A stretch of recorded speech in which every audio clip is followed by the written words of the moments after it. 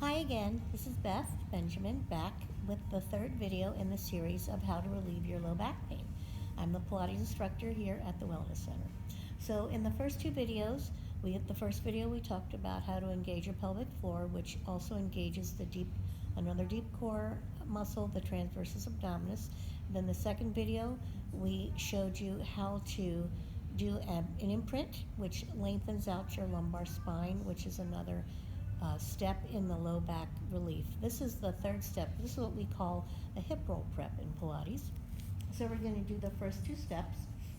Remember, inhaling through the nose, exhaling through pursed lips. So we inhale. On the exhale, I'm going to lift the pelvic floor and I'm going to roll my hips back toward my ribs. That's your imprint. Now I'm going to engage my glutes here and roll slowly up, one vertebra at a time, all the way up into what we call a shoulder bridge. And I want you to have a line, straight line from the knee to the hip to the shoulder.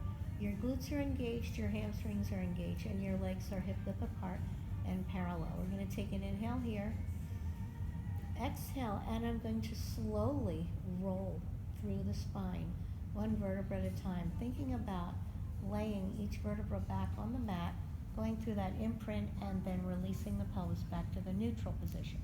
Neutral position of the pelvis is you can put the heels of the hands and your fingertips together, and if that is parallel to the floor, that's your neutral pelvis.